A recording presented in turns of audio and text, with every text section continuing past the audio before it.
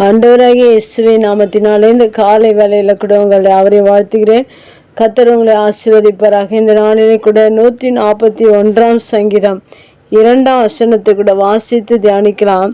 என் விண்ணப்பம் உமக்கு முன்பாக தூபமாகவும் என் கையெடுப்பு அந்திபலியாகவும் இருக்க கடவது. மிக அருமையான வசனம் இது. தாவீது இந்த காரியத்தை இந்த சங்கீதத்தில் சொல்லுகிறதை நாம் வாசித்தோம். தாவீதுடைய வாழ்க்கையில் அவர் எப்படி தேவனுக்கு பிரியமான ஒரு ஜபத்தை அவர் ஏறெடுத்திருக்கிறார், எப்படிப்பட்ட காரியங்களை தன்னுடைய வாழ்க்கையில செய்திருக்கிறார் என்று நாம் கவனிக்கும் போது நம்முடைய வாழ்க்கையில நாமும் கூட தேவனுக்கு முன்பாக ஜெபிக்கிற ஒவ்வொரு பிள்ளைகளும் நம்முடைய விண்ணப்பங்கள் அவருக்கு தூபமாக இருக்கிறது என்று நாம் அறிந்து கொள்ள வேண்டும். இன்றைக்கு அநேக இடங்களில் தூபங்கள் காட்டுகிறார்கள். எதற்காக, என்னத்திற்காக என்று அறியாதபடிக்கு செய்து கொண்டிருக்கிறார்கள். ஆனால் இந்த வேத வசனத்துல தாவீது நமக்கு கற்றுக் கொடுத்திருக்கிற காரியம் என்னவென்றால், தேவனுக்கு மிகுந்த வாசனையான தூபத்தை நாம் செலுத்த வேண்டும் என்றால் நாம் நம்முடைய வாழ்க்கையில ஒவ்வொரு நாளிலும் நம்முடைய விண்ணப்பங்களை அவருக்கு தூபமாக அளிப்பது மிக அவசியமா இருக்கிற. ஒவ்வொரு நாளிலும் உங்களுக்கு விண்ணப்பங்கள் அநேகம் இருக்கும். எதற்காக ஜெபிக்க வேண்டும், எந்த காரியத்துக்காக ஜெபிக்க வேண்டும் என்று ஒரு காரியங்களை நாம் அறிந்து கொண்டு அதன் பிரகாரம் ஒவ்வொரு நாளிலும் தேவ சமூகத்தில் நம்முடைய விண்ணப்பங்களை நாம் செலுத்தும் போது அது அவருக்கு தூபமாக மாறிவிடுகிறது. அந்த தூபம் அவருடைய சந்நிதியில போய் எட்டி நமக்கு அந்த விண்ணப்பத்திற்கு பதில் கிடைக்கிறதா இருக்கிறது. தாவீதுடைய வாழ்க்கையில அதுபோலதான் அநேக விண்ணப்பங்களுக்கு அவர் ஜெபித்து தேவனுக்கு முன்பாக அதை தூபமாக செலுத்தி அவர் அநேக விண்ணப்பங்களுக்கு பதிலை பெற்றிருக்கிறார்.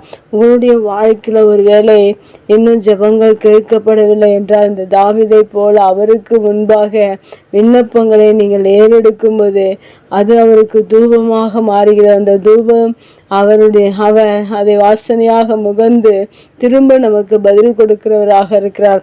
அடுத்ததாக தாவீது இந்த வசனத்துல சொல்லியிருக்கிறார், என் கையெடுப்பு என்று சொல்லியிருக்கிறார். கர்த்தருக்கு நேராக நாம் இரு கரங்களையும் குவித்து அவருக்கு நேராக கையெடுக்கும் போது அது அவருக்கு அந்தி பலியாக இருக்கிறது என்று வேதவசனம் சொல்லியிருக்கிறது. இந்த பலியை நாம் ஒவ்வொரு நாளும் செலுத்த வேண்டும். இன்றைக்கு மிருகங்கள் பல காரியங்களை பலியாக செலுத்தி கொண்டிருக்கிற இந்த உலகத்துல நாம் தேவனுக்கு எதை பலியாக செலுத்த வேண்டும் என்றால் நம்முடைய கையெடுப்பு தான் அவருக்கு அந்தி பலி. இப்படிப்பட்ட பலிகளை நாம் ஒவ்வொரு நாளும் தேவனுக்கு செலுத்துவது மிக அவசியமா இருக்கிறது. பலியின் காலம் அல்ல இது.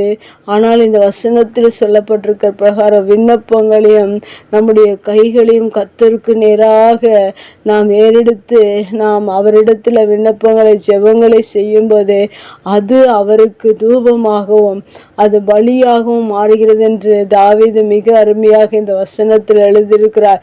அதுபோல உங்களுடைய வாழ்க்கையில ஒவ்வொரு நாளும் தேவனுக்கு தூபங்களையும் பலிகளையும் செலுத்த விரும்பினால் நீங்கள் அவருடைய சமூகத்துல விண்ணப்பங்களை ஏறிடுங்கள்.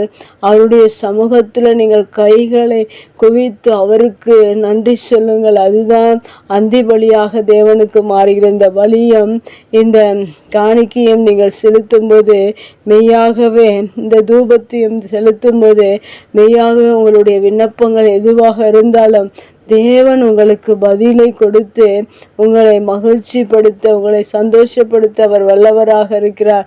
இன்றைக்கு அநேகர் விண்ணப்பங்கள் எனக்கு கேட்கப்படவில்லை, இன்னும் என்னுடைய ஜெபங்கள் கேட்கப்படவில்லை என்று அநேகர் அழுது புலம்பிக் கொண்டிருக்கிற இந்த நாட்களிலே தேவனுடைய சமூகத்துல தாவீதை போல எப்படி ஜெபிக்க வேண்டும் என்று நாம் இந்த வசனத்தின் மூலம் அறிந்து நாம் ஒவ்வொரு நாளும் அவருடைய சமூகத்துல தூபங்களை ஏறெடுப்போம், அந்தி பலிகளை செலுத்துவோம். கர்த்தர் நம்மை ஆசீர்வதிப்பார். கண்களை மூடி ஜெபிக்கலாம். எங்கள் அன்பு தகப்பனே, இந்த தாவீது ஜெபித்தது போல நாங்களே எங்களுடைய வாழ்க்கையில விண்ணப்பங்களை ஏறெடுத்து உமக்கு தூபங்களையும் எங்கள் கைகளை எடுத்து உமக்கு அந்தி பலிகளையும் செலுத்தி தாவீதை போல நம்முடைய சமூகத்தில் ஜெபிக்க இந்த வசனத்தின் மூலம் நீர் எங்களுக்கு கற்றுக் கொடுத்த நல்ல ஆசீர்வாதத்துக்காக நன்றி செலுத்துகிறோம். இதுபோல் நாங்கள் ஒவ்வொரு நாளும் ஜெபித்த நம்முடைய சமூகத்தில் அநேக விண்ணப்பங்களுக்கு நாங்கள் பதிலை பெற்றுக்கொள்ள நீர் எங்களுக்கு உதவி செய்வீராக. இயேசுவின் நாமத்தில் ஜெபம் கேள நல்ல பிதாவே, ஆமேன்.